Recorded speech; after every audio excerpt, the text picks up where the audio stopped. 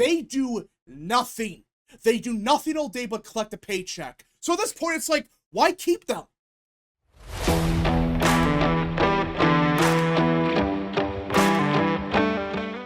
What is up, people of the internet? It is me, Real American, back in with a new video, and I hope everyone is having a great day. I'm having a great day myself, and before I get into it, don't forget to like, subscribe, share with your friends, and of course, join the channel today. These are all great ways to support the daily content, but enough of the promotional stuff, let us get into it.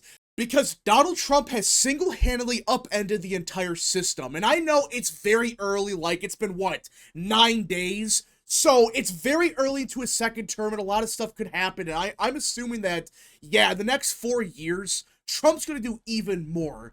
But if you would have told me 3 years ago, no, even 2 months ago, that Trump would have done all of this in 4 years, I would have said, hell yeah, that's a lot of stuff he did. He actually accomplished what he wanted to do, but it's only been 9 days.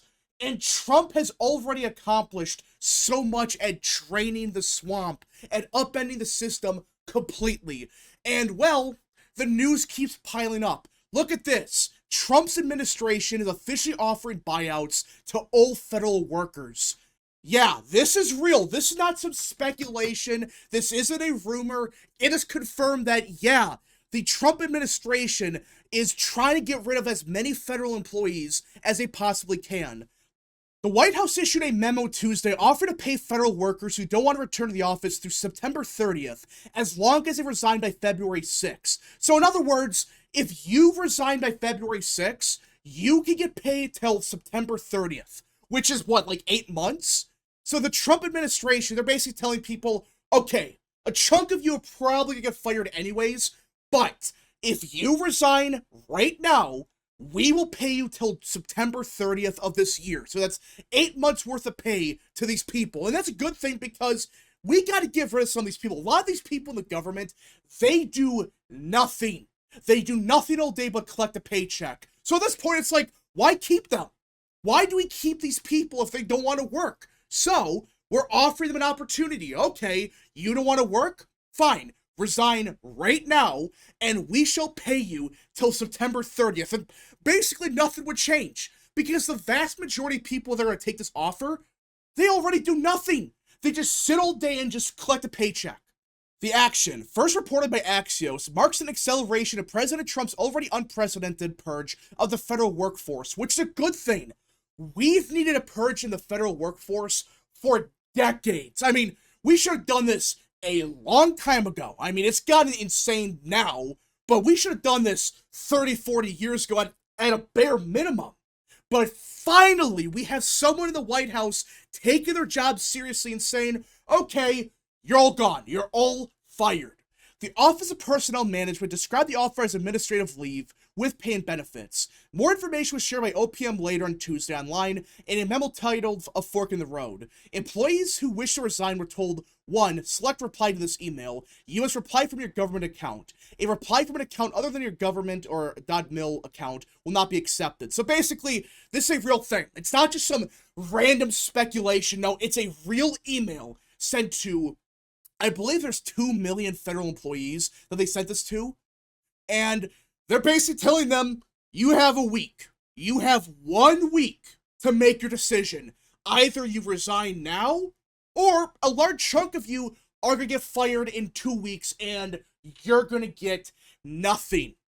The subject line and some of the wording echoed an email Elon Musk sent to Twitter employees in 2022, giving them a similar ultimatum to either leave or stay and become hardcore. Musk himself appeared to acknowledge this in a post on X Tuesday evening. The government-wide email being sent today is to make sure that all federal workers are on board with the new administration's plan to have federal employees in office and adhere to higher standards. We're 5 years past COVID, and just 6% of federal employees work full-time in office. That is unacceptable, a senior administration official tells Axios, which I cannot believe it's only 6%. You're telling me that us taxpayers are giving these people a paycheck to work at home? Or at most work 1 day a week at the office? No, that's bullshit. It's not COVID anymore. It's not 2020 or 2021. Get back to work. Get back to your offices full time. The fact it's only 6% is pathetic. This should be like 98%. Not 6%.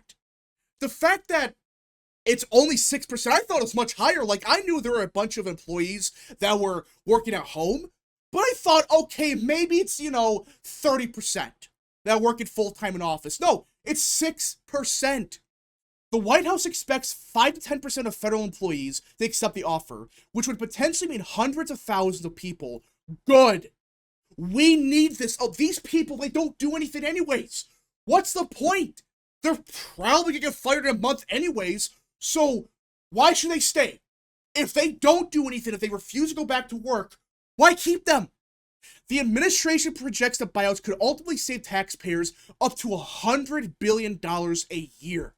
The offer applies to all full-time employees, except for military personnel, the Postal Service, and those working in immigration enforcement or national security. So basically, the people that actually work, the people that actually do stuff, they're exempt. We're not talking about the military. We're talking about the people, the bureaucrats that sit around and do nothing all day. This is amazing. We've needed this for years. This is what we need now. And it's clear, Trump is not pissing around. He's saying, okay, you have 1 week to decide. Either get the hell out of here and collect a paycheck, or you're gone in 2 months anyways. So make a decision now. And I'm hoping it's even more. I'm hoping we talk about like 30% of employees, they just resign. Because, let's be honest, I guarantee you, like, none of these people that they're talking to, none of them do anything. They just sit around, collect a paycheck, and that's that. And the crazy thing about this isn't the only thing the Trump administration has done when it comes to, upending the entire system. Everyone remembers on day one, Trump announced a hiring freeze that basically said, hey, we are not hiring any more employees for the government until we can figure out what the hell's going on here. Well, why do we have hundreds, actually millions of people getting a paycheck, but they're not working? What are we doing here? If these people are not working, we don't need to hire any more people in the government. We need to actually get the people back to work and fire the people that are doing nothing. This is one of the first things Trump did, and I believe it's for at least, I think, 90 days. I could be wrong. It could be a little bit longer. But either way, Trump is not messing around. And it's clear that he has taken his job way more seriously than he did the first time, which, listen, Trump did good his first term, but you could tell that he didn't go 100% at times. And I still believe that's because, he trusted the wrong people, and he thought, oh, if I work with these people, they will work with me. Well, it turns out, no. These people will backstab you no matter what. You can give them everything they want. But at the end of the day, these people will backstab you. It doesn't matter if you give them a top cabinet position. It doesn't matter what you give them. They will backstab you in the first opportunity they can. Right? That's just a fact. That's what happened in Trump's first term. He trusted the wrong people. But now, he has people around him that are actually loyal and know what they're doing. And that's another big difference. Listen, loyalty is important. But let's be honest, a lot of Trump people that are loyal, like at least when it comes to administrative stuff, a chunk of them, they don't really know what they're doing. They don't have experience. They don't understand how to actually do their jobs. Like, they're loyal, but they don't actually know what they're doing. This time around, we have people that are smart, that are loyal, and they know what the hell they're doing. And this is working already. And I know it's very early, like you'd say, well, it's only been 10 days. How can you really say that Trump has really upended everything? Because who knows, maybe only 1% of employees, maybe they resign.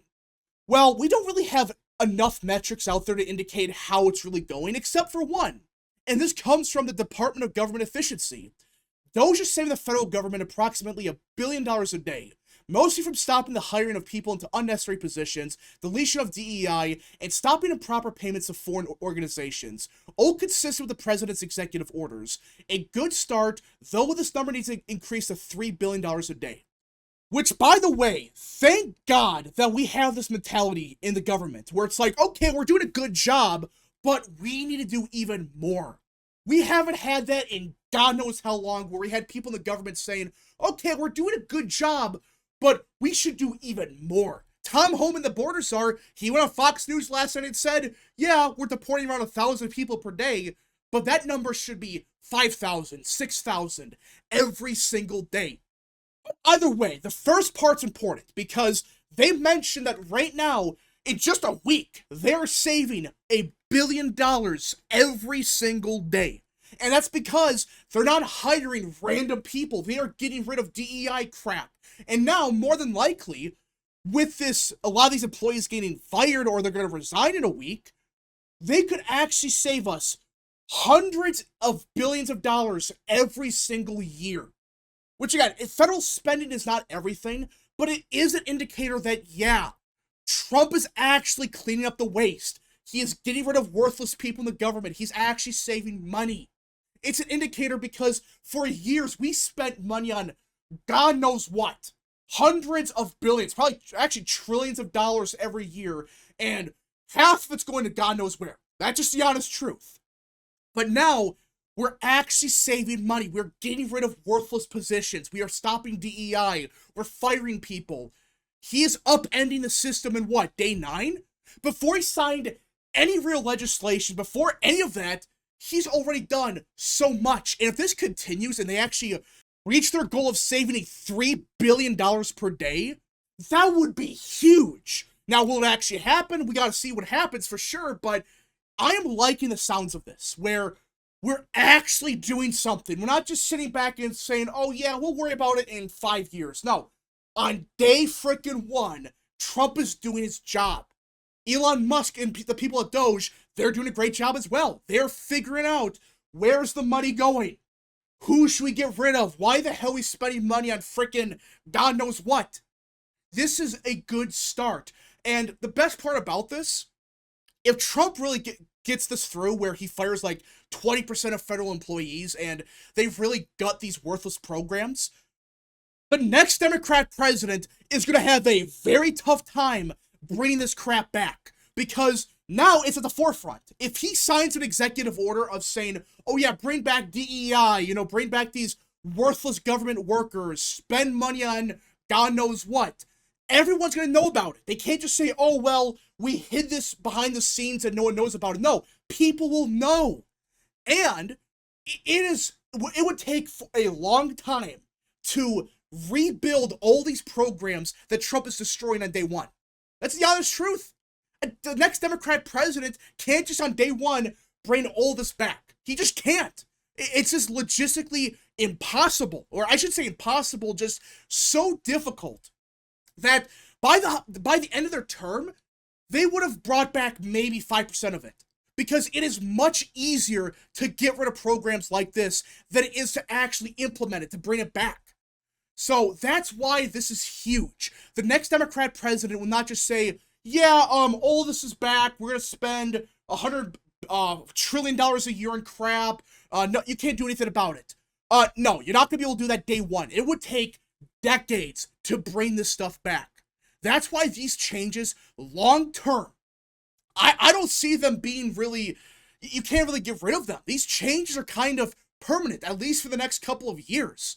But we shall see what happens. But either way, I'm glad that President Trump and his administration, they're taking this seriously. They are bringing forth change that is actual change. Not the Obama change that was cringe and worthless. No, real change, real reform. He is blowing up the system and fixing it. He's rebuilding the system from the ground up and make it efficient, make it worthwhile, make it actually work for the American people. Anyways, folks, thank you so much for watching. If you guys did enjoy, smash the like button down below, subscribe, share with your friends, hit that little bell, follow the social media accounts in the description down below, and of course, join the channel today. Godspeed to all of you.